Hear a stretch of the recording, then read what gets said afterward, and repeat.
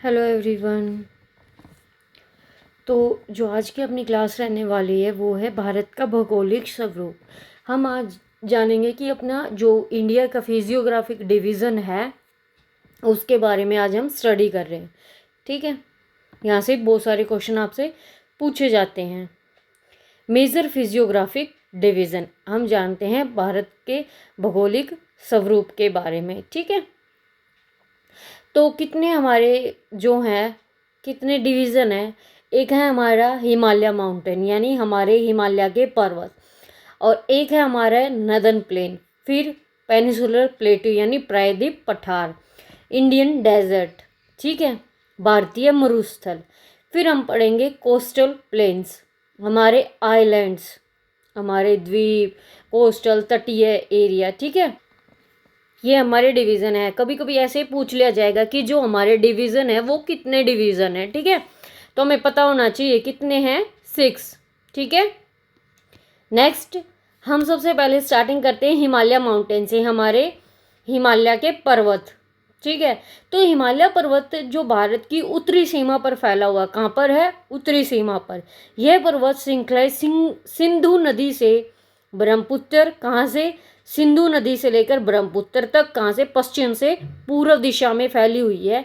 हिमालय अपने अनुदैर्ध्य विस्तार में 3 समांतर पर्वतमालाओं से बना हुआ, 3 पैरेलल रेंजेस से क्या है, वो बना हुआ है। ठीक है, ये उसकी पैरेलल रेंजेस है। बाद में मैं इसमें मैप इंक्लूड कर दूंगी। आप साथ ही साथ ना, पता है क्या, जब भी आप कोई भी स्टडी कर रहे हो ना, तो आप मैप के थ्रू उसको देखिए। जैसे मैप के थ्रू आप देखोगे ना, तो वो चीज़ें आपको लॉन्ग टाइम के लिए याद रहेंगी। ठीक है, अब जैसे हमने ये पढ़ लिया कि जो हमारा हिमालय पर्वत है ना, वो कितने मतलब पैरेलल रेंजेस में है, वो 3 में है, 3 पैरेलल रेंजेस में है। और कहाँ से कहाँ तक फैला हुआ है, सिंधु से लेकर ब्रह्मपुत्र तक। ठीक है, पश्चिम से लेकर पूरब तक, वेस्ट टू ईस्ट। ठीक है, ये हमें पता है। फिर बात करते हैं, सबसे उत्तरी पर्वत माला को महान या आंतरिक हिमालय या हिमाद्री के नाम से जाना जाता है। यहाँ से एक क्वेश्चन आया हुआ है। ठीक है, सेम इसी लाइन से। तो इसने क्या बोला, जो नदन मोस्ट पार्ट है ना उत्तरी पर्वतमाला को, उसने क्या बोला, ग्रेट या हम इनर हिमालय बोलते हैं, उसे हम हिमाद्री भी बोलते हैं। और यह सबसे सतत पर्वतमाला है, यानी कॉन्टिन्यूस रेंज है, मतलब बढ़ती हुई। ठीक है, सबसे, जिसमें 6000 मीटर की औसत ऊंचाई वाली सबसे ऊंची चोटियां शामिल है। ये लोफीएस्ट पीक है। ठीक है, जो इसकी एवरेज हाइट है वो कितनी है, 6000 मीटर। ये जो अपने हिमालय है ना, ग्रेट हिमालय, तो ये क्या है, ग्रेट हिमालय, ये फोल्ड माउंटेन से बने हुए हैं। ठीक है, जो माउंटेन्स जब ऐसे हो जाते हैं तो वो क्या करते हैं, जब यहाँ से कोई भी चीज़, यानी आप पेपर ले लो, अगर आप पेपर में खिंचाव पैदा करोगे, अगर ऐसे पुश करोगे दोनों साइड से, तो वो ऐसे बनता जाएगा ना, तो ये क्या होगा, फोल्ड माउंटेन। ठीक है, कैसा है ये, एसिमेट्रिकल है। ठीक है, कैसा नेचर है इसका, असिमेट्रिक। ठीक है, हिमालय के इस भाग का मूल भाग ग्रेनाइट से बना हुआ, किससे बना हुआ है, ये जो उसकी चोटियां है ना, वो किससे बनी हुई है, मतलब कि जो ये अपना हिमालय वो बना हुआ है ग्रेनाइट से। ठीक है, मेन चीज़ आपको ये याद रखनी है, उसे हम हिमाद्री भी बोलते हैं। ठीक है, जो उसकी ऊंचाई है वो 6000 मीटर है। ये जो की पॉइंट्स है ना, आप इनको याद रखो। ठीक है, कि कितनी ऊंचाई है, ठीक है, और क्या बोलते हैं, किससे बना हुआ है, जैसे ग्रेनाइट से बना हुआ है। ठीक है, आगे बात करते हैं, हिमाद्री के दक्षिण में स्थित पर्वत श्रृंखला सबसे ऊबड़ खाबड़ पर्वत प्रणाली से बनी हुई है। अब जो साउथ साइड है ना अपनी, जो भी ये पर्वत श्रृंखला है, ठीक है, वो किससे बनी हुई है, ऊबड़ खाबड़ से। किससे बनी हुई है, जो दक्षिण की पर्वत श्रृंखला है, ठीक है, किससे, ऊबड़ खाबड़ से, रेजिस्ट माउंटेन से। और इसे हिमालय या लघु हिमालय के नाम से जाना जाता है। इसे हम किसके नाम से जाने, जो ऊबड़ खाबड़ है ना, उसको हम हिमाचल या फिर लेसर हिमालय के नाम से जानते हैं। फिर बात करते हैं पीर पंजाल। पीर पंजाल पर्वतमाला सबसे लंबी और सबसे महत्वपूर्ण क्या है, रेंज है। ठीक है, एक की पॉइंट्स है, आपको याद रखने पड़ेंगे। हिमालय की सबसे बाहरी श्रृंखला को शिवालिक कहा जाता है। हिमालय की जो सबसे बाहरी श्रृंखला है ना, उसको क्या कहा जाएगा, शिवालिक। ये श्रृंखलाएं असंगठित तलछटों से बनी हुई है, यानी अनकंसोलिडेटेड जो मटेरियल्स है ना, सेडिमेंट्स है, उससे क्या हुए बनी हुई है। जो भी पीजीटी ज्योग्राफी की भी तैयारी कर रहा है ना, उसके लिए तो बहुत इंपॉर्टेंट क्लास है। उसको क्या बेसिक पता चल रहा है और कॉन्सेप्ट क्लियर हो रहे हैं, उसके फैक्चुअल चीज़ें हैं ये जो आपको याद होनी चाहिए। लघु हिमालय और शिवालिक के बीच स्थित अनुदैर्य घाटी को दून के नाम से जाना जाता है। जो लॉन्गिट्यूडनल वैली है ना, लॉन्गिट्यूड मैंने क्या बताया था आपको, जो लॉन्ग है, क्या है वो लॉन्गिट्यूडनल, उन्हें क्या बोलेंगे हम, लेशर हिमालय के और शिवालिक के बीच में है ना, उन्हें क्या बोला जाता है, दून। जैसे लाइक देहरादून, कोटली दून, पाटली दून, ये क्या कहलाते हैं, दून के नाम से क्या है ये फेमस है। फिर जो अपना हिमालय है ना, वो कुछ मतलब डिवाइडेड है, कहाँ से, वेस्ट टू लेकर ईस्ट तक, यानी पश्चिम से पूर्व तक के क्षेत्रों पर आधार पर क्या है, विभाजित है। बात करते हैं सिंधु और सतलुज के बीच स्थित हिमालय के भाग को पारंपरिक रूप से पंजाब हिमालय, जो सिंधु नदी है ना और सतलुज से लेकर जो उसके बीच में स्थित है ना, उसे हम पंजाब हिमालय के नाम से जानते हैं। लेकिन इसी क्षेत्रीय रूप से पश्चिम से पूर्व तक कश्मीर और हिमाचल हिमालय के नाम से भी जाना जाता है। अब इसने लॉन्गिट्यूडनल डिवीजन किए हैं इनके, ठीक है, उसके बेसिस पर बोला गया है जो सिंधु नदी से लेकर, ठीक है, सतलुज नदी के बीच में ना, उसे हम पंजाब हिमालय भी बोलते हैं, ठीक है। और अगर इसको मतलब क्षेत्रीय रूप से बोला जाए तो पूर्व से लेकर, जो पश्चिम से पूर्व से लेकर हमेशा कश्मीर और हिमाचल हिमालय भी बोलते हैं, ठीक है। नेक्स्ट, सतलुज और काली नदियों के बीच जो स्थित हिमालय है, वो हिस्से को हम कुमाऊं हिमालय के रूप से हिमालय नाम से जानते हैं। सबसे पहले फर्स्ट में क्या आएगा, सिंधु से लेकर सतलुज तक का अपना पंजाब हिमालय, हम उसे हिमाचल या कश्मीर हिमालय बोल सकते हैं। जो सेकंड है सतलुज से और काली नदी के बीच का, हम उसे क्या बोलेंगे, कुमाऊं हिमालय। और जो काली और तीस्ता नदी जो नेपाल के हिमालय के बीच में विभाजन करती है, और तीस्ता और दिहांग नदियों के बीच का जो स्थित भाग है असम से, ठीक है, काली नदी और तीस्ता नदी, उसे हम नेपाल हिमालय, और जो तीस्ता है और दिहांग है उसके बीच को हम क्या बोलेंगे, असम हिमालय, ठीक है। ब्रह्मपुत्र हिमालय के सबसे पूर्वी सीमा को चिह्नित करती है। जो Brahmaputra mark eastern most boundary of the Himalaya. Dihang घाटी के पार हिमालय दक्षिण की ओर तेजी से मुड़ता है। जो दिहांग घाटी है ना, कहाँ पे बताई, जहाँ पे अपना असम आता है वहाँ पे दिहांग घाटी है। जो जॉर्ज है वो हिमालय का जो दक्षिण है, साउथ है, वहाँ से एकदम तेजी से शार्पली मूव करता है, मुड़ता है, और भारत की पूर्वी सीमा पर फैला हुआ है, जिसे हम पूर्वांचल या फिर पूर्वीय पहाड़ियाँ और पर्वत कहते हैं। जो हम पूर्वांचल 5 सिस्टर है ना, जो 7 सिस्टर्स हैं पूर्वांचल, ठीक है, उसे हम क्या कहते हैं, पर्वत कहते हैं। क्या कहते हैं, पर्वत। क्या बोला गया, पूर्वांचल में पटकाई पहाड़ियाँ, नागा पहाड़ियाँ, मणिपुर पहाड़ियाँ और मिजो पहाड़ियाँ क्या हैं, शामिल हैं। ये हमने पढ़ लिया हिमालय के बारे में, उसके डिवीज़न के बारे में वेस्ट टू ईस्ट तक, ठीक है। हमने लॉन्गिट्यूडनल भी उसका डिवीज़न देख लिया। अब बात करते हैं हम नदन प्लेन की। उत्तरी मैदान के 3 प्रमुख नदियाँ प्रणाली कौन सी हैं, सिंधु, गंगा, ब्रह्मपुत्र, और उनकी सहायक नदियों के परस्पर क्रिया से बना है। कितना एरिया जो है ये फैला हुआ, कितने एरिया में, 7 लाख स्क्वायर किलोमीटर, यानी 7 लाख वर्ग किलोमीटर क्षेत्र में क्या है, ये फैला हुआ है। आपको ना आपको ये ऐसे याद करते हुए चलना है, जैसे कि हमने हिमालय के बारे में पढ़ा, उसके हमने 3 डिवीजन देखे, ठीक है। सबसे पहले 3 उसमें विभाजित है, ठीक है। फिर हमने लॉन्गिट्यूडनल के बेसिस पर उसके डिवीजन देखे, फिर हम नदन प्लेन के बारे में पढ़ रहे हैं, ठीक है। ऐसे आपको याद, जो की पॉइंट्स है ना, आपको वो याद रखने हैं, क्योंकि वहीं से क्वेश्चन पूछे जाते हैं। नदन प्लेन जो है वो 3 सेक्शन में डिवाइडेड है, ठीक है। उत्तरी मैदान के पश्चिम भाग को पंजाब का मैदान कहा जाता है। यह मैदान सिंधु और उनकी सहायक नदियां झेलम, चेनाब, रावी, व्यास, सतलुज द्वारा निर्मित है।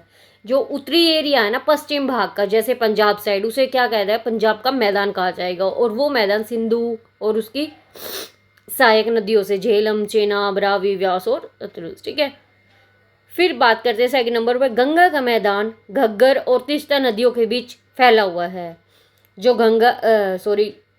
गंगा का मैदान है ना, वो किसके बीच में है, कौन सी नदियाँ, घग्गर और तीस्ता।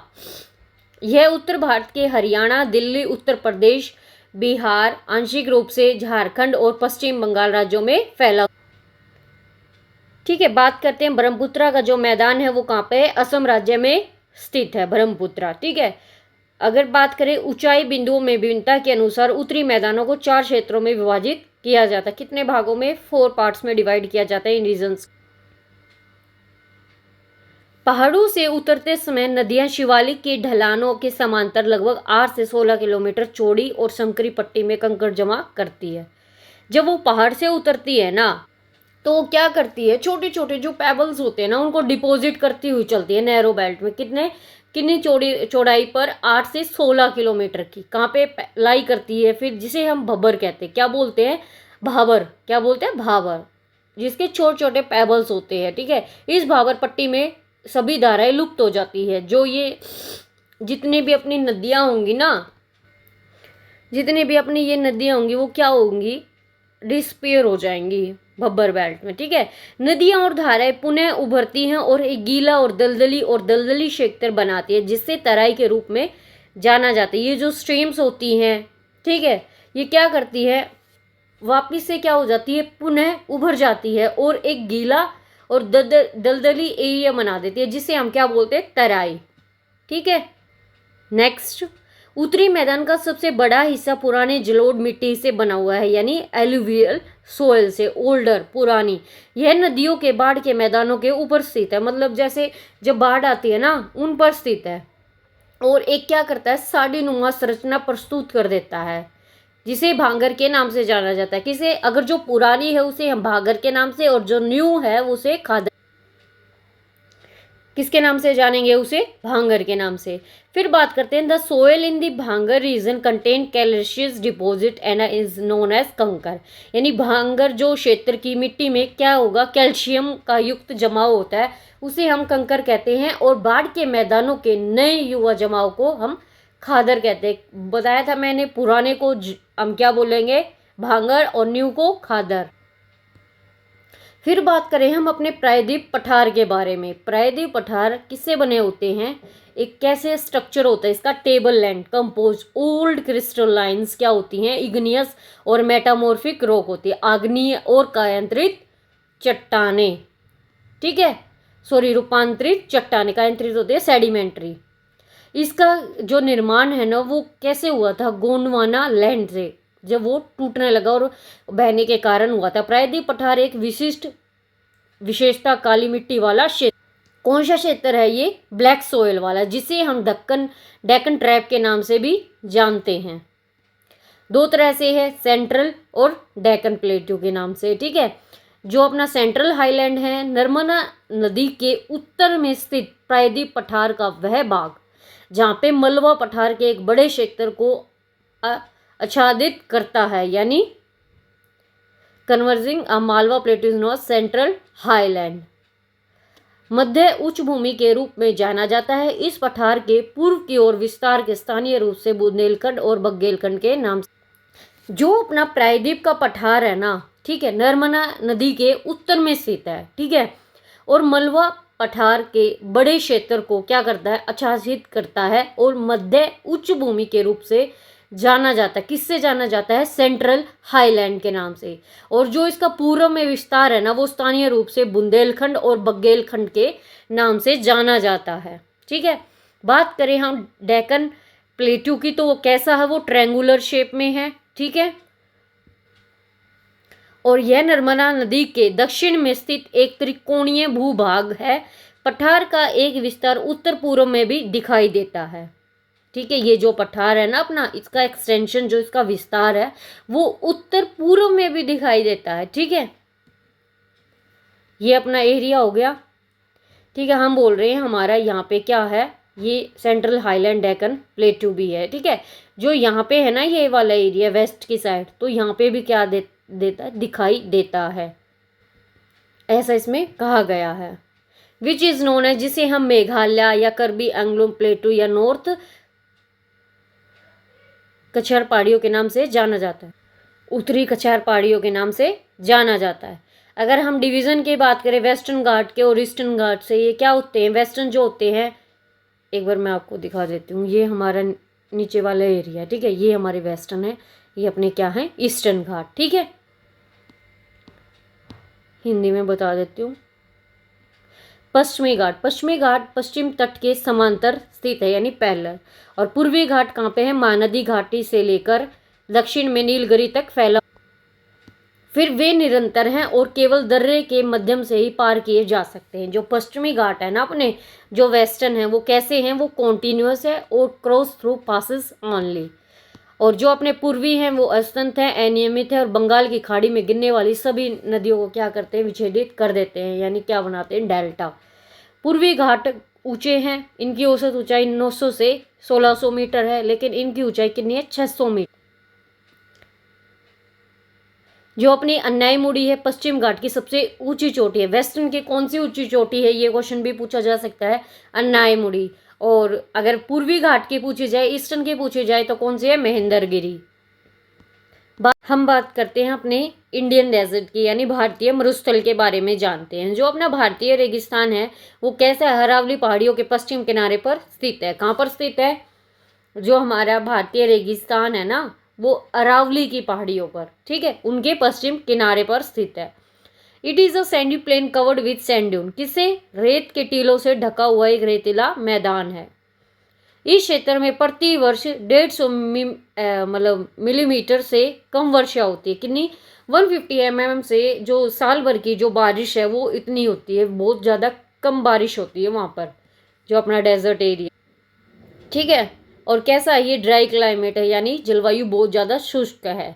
और लो वेजिटेशन कवर, वनस्पति आवरण भी जो क्या है वो भी कम है। बात करते हैं हम अपने कोस्टल प्लेन्स के बारे में, तटीय मैदान के बारे में जानते। तटीय मैदान समुद्र के किनारे समतल निचला भूभाग है। कैसा है? बिल्कुल फ्लैट। प्रायद्वीप पठार के पूर्व और पश्चिम मैदानों में भूमि के 2 संकरीय पट्टियां पाई जाती हैं, ठीक है, जिन्हें क्रमश पूर्वीय तटीय मैदान और पश्चिमी तटीय मैदान कहा जाता है। ईस्टर्न कोस्टल प्लेन और वेस्टर्न कोस्टल प्लेन, जो तट होते हैं ना, बिल्कुल घाट अलग चीज होगी, ठीक है। जो हमने ऊपर पढ़े थे वेस्टर्न घाट ईस्टर्न घाट, उसमें भी क्या होता है, यहाँ पे हम सोचते हैं कि जो बिल्कुल ये एरिया होता है ना, यहाँ पे बिल्कुल होता है, यहाँ पे एक तट भी होता है, ठीक है। तो हम बात कर रहे हैं ईस्टर्न। पूर्वी तट मैदान पूर्वी घाट और बंगाल की खाड़ी के बीच में स्थित एक विस्तृत भूभाग है। यानी कहाँ पर स्थित है ये? पूर्वी घाट बंगाल की खाड़ी के बीच। उत्तरी भाग को उत्तरी सरकार कहा जाता है, जो नॉर्थ वाली है ना तो उसे नॉर्थ सरकार बोला जाएगा, जबकि दक्षिण को कोरोमंडल तट कहा जाता है, यानी कोरोमंडल कोस्ट। महानदी गोदावरी कृष्णा कावेरी जैसी जो बड़ी नदियां ना इस तट पर क्या एक विस्तृत रूप से डेल्टा का निर्माण करती, ठीक है। चिल्का झील पूर्वी तट की एक महत्वपूर्ण विशेषता है। जो चिल्का झील है ना, वो जो अपना ईस्टर्न है ये, उसका क्या है? ये बहुत महत्वपूर्ण विशेषता है। अगर हम वेस्टर्न कोस्टल प्लेन की बात करें तो पश्चिमी तट पश्चिमी घाट और अरब सागर के बीच स्थित है। यह एक संकरा मैदान, कैसा मैदान है? संकरा, और 3 भाग में डिवाइडेड है, जिसका हम नीचे डिस्कशन करते हैं। Northern part of the coast is called, जो नदर्न पार्ट होगा ना तट का, वो क्या कहलाएगा? कोंकण। कहाँ से लेकर? मुंबई से गोवा तक, ठीक है। फिर बात करें, आपको जो ये की पॉइंट्स है ना, आपको ये याद करते चलना है, ठीक है। The central stretch is called कंकड़ प्लेन, ठीक है। जो मध्य भाग है ना उसको हम कंकड़ मैदान बोलते हैं, ठीक है। और जो दक्षिणी भाग है उसको हम क्या बोलेंगे? मालाबार तट कहा जाता है। लास्ट जो अपना है वो हम आइलैंड के बारे में बात करते हैं, अपने महाद्वीप के बारे में। द्वीप जो होते हैं, द्वीप उपमहाद्वीप भूमि का एक बड़ा टुकड़ा होता है। जो अपने द्वीप होते हैं ना, वो क्या होता है? भूमि का, जो अपनी लैंड का एक क्या होता है? टुकड़ा होता है। और जो पानी से क्या होता है? घिरा होता है। लक्षद्वीप द्वीप द्वीप समूह छोटे प्रवाह द्वीपों से बना होता है, जिन्हें हम पहले लक्षद्वीप, मिनिकॉय और अमनदीप के नाम से जानते थे। और ये जो पूरे द्वीप है ना, 2 ब्रॉड कैटेगरीज में डिवाइडेड है। उत्तर में अंडमान और दक्षिण में निकोबार, ठीक है। ये द्वीप भूमध्य रेखा के करीब स्थित है, यानी इक्वेटर के बिल्कुल क्लोज है। और भूमध्य रेखा जलवायु जो है वो यहाँ से घने जंगल है। यह भूमध्य रेखीय जलवायु है। कैसी है? इक्वेटोरियल क्लाइमेट है। और यहाँ पे क्या है? घने जंगल है। भारत की विविध भौतिक विशेषताएं निम्नलिखित कारणों से विकास के अपार संभावनाएं हैं। रीजन कौन से हैं? पहाड़, जल और वन संपदा के प्रमुख ये क्या हैं? सोर्सेज हैं। उत्तरी मैदान देश के अन्य भंडार हैं। ठीक है, ये प्रारंभिक सभ्यताओं का आधार रहे हैं। यह पठार खनिजों का भंडार है। जैसे ये लाइन है, ये याद करने की है, किसका भंडार है, ये मिनरल्स का। ठीक है, जिन्हें हम भारत के औद्योगिकरण के महत्वपूर्ण भूमिका निभाई जाती है। The coastal region and island group provide sites for fishing and port activity. तटीय जो क्षेत्र है ना, द्वीप समूह मछली पकड़ने और बंदरगाह गतिविधियों के लिए सतल उपलब्ध करवाते हैं। जो पोर्ट्स होते हैं अपने फिशिंग के लिए, ठीक है, पोर्ट एक्टिविटीज, बंदरगाह। ठीक है, तो ये हमने जान लिया अपने फिजियोग्राफिक डिवीजन के बारे में। अगर आपको कुछ भी समझ नहीं आता तो आप मेरे को मैसेज कर सकते हो कि यहाँ से आपको प्रॉब्लम हो रही है।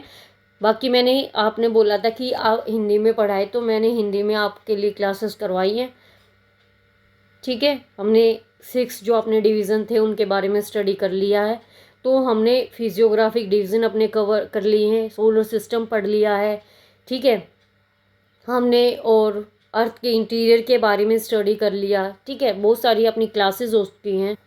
जो इम्पोर्टेंट क्लासेस है ना, वो मैं आपको करवा रही हूँ। और ये सभी जो मटेरियल है ना, ये एनसीईआरटी का है। कभी आप सोच रहे हो कि अलग से है, नहीं, एनसीईआरटी का ही करवा रही हूँ।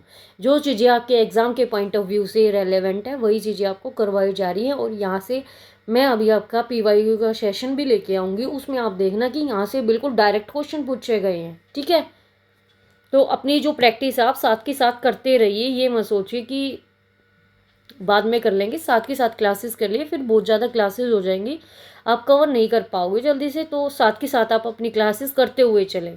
ठीक है, तो मिलते हैं कल एक नए सेशन में।